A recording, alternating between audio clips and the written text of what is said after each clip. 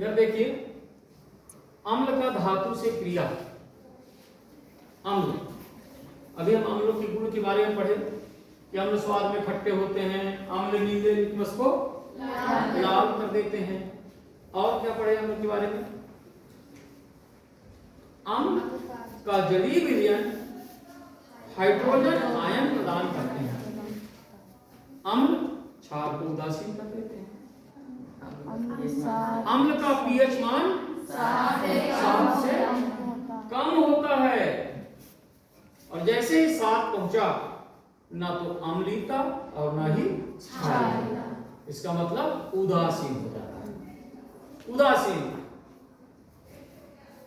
शुद्ध जल का पीएच मान 7 होता है। पीएच मान तो समझ गए, क्या है पीएच मान? कोई बता सकता है बेटा? पीएच मान क्या है, या पीएच पैमाना? पहले हम पीएच पैमाना जानें। पीएच पैमाना, विपाशा आप बताओ, पीएच पैमाना क्या है? मैंने अभी बताया है। कौन बता सकता है? बताओ। हाँ बताएं।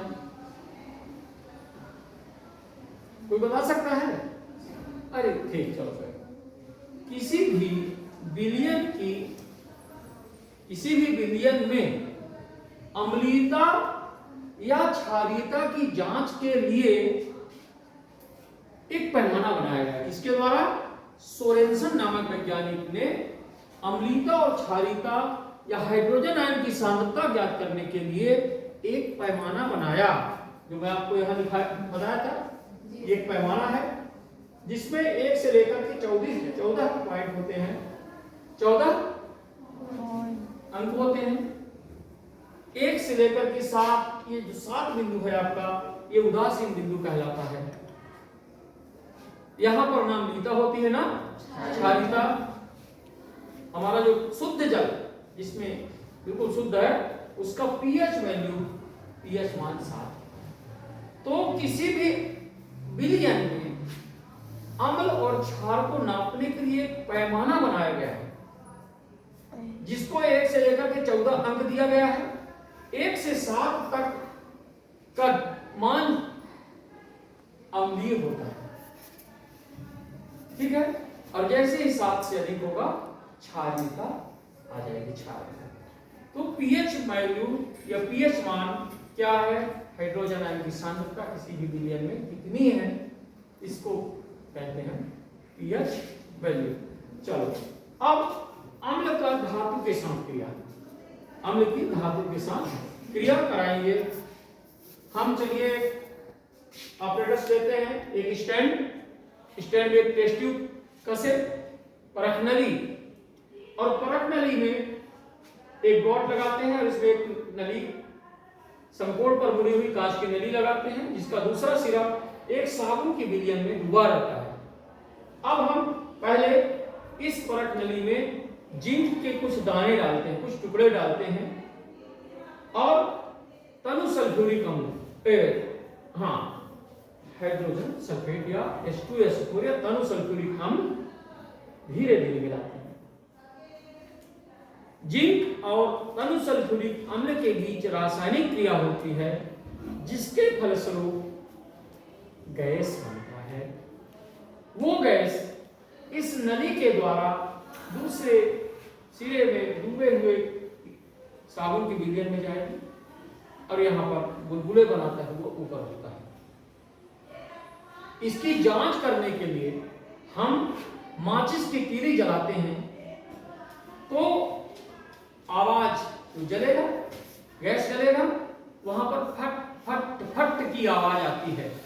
इसका मतलब यह हाइड्रोजन गैस है, क्योंकि हमने पहले सिद्ध करके बैठा है कि हाइड्रोजन गैस जलने पर फट फट की आवाज देती है, ठीक है। हाइड्रोजन गैस जलने पर फट फट की आवाज करती है। इसलिए इससे सिद्ध होता है कि अम्ल और धातु को जब हम आपस में क्रिया कराते हैं तो हाइड्रोजन गैस बनता है। हम यहां पर देखें chemical equation, zinc Zn plus H2SO4 sulphuric अम्ल वर्सा H2SO4 सल्फ्यूरिक अम्ल, इनमें आपस में यहाँ क्रिया हुई, प्रैक्टिकली और थ्योरेटिकल दोनों देख रहे हैं।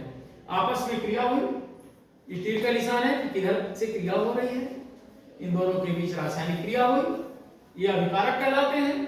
जो रासायनिक क्रिया में भाग लेते हैं उसको हम अभिकारक कहते हैं या क्रियाकारक कहते हैं। ठीक है। अब इन दोनों के बीच क्रिया हो करके एक उत्पाद बनता है।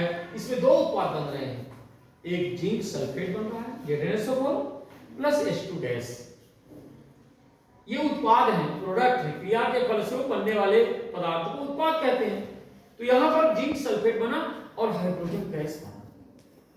हाइड्रोजन गैस की पहचान हम पहले कर लिए।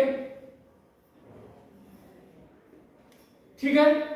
इस प्रकार से जिंक धातु है, अम्ल के साथ क्रिया कराने पर लवण बनाया और हाइड्रोजन गैस बना।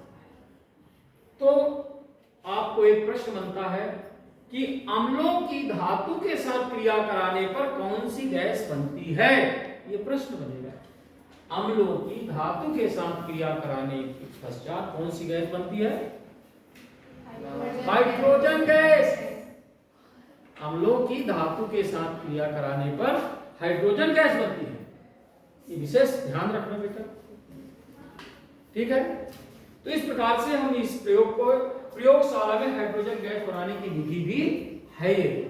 बाकायदे आप इसका चित्र बनाएंगे और ये सूत्र के माध्यम से हम इसको आगे लिख भी सकते हैं।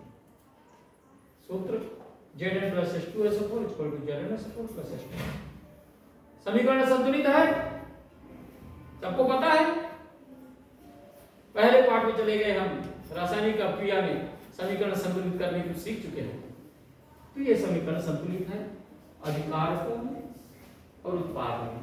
जो भी पदार्थ उनकी मात्रा दोनों तरफ बराबर संतुलित है। इस प्रकार से आज हम अम्ल की धातु के साथ क्रिया कराए और पाए, हमें ज्ञात हुआ कि जब हम धातु की अम्ल के साथ क्रिया कराते हैं तो लवण और हाइड्रोजन गैस बनता है। ठीक है। ठीक।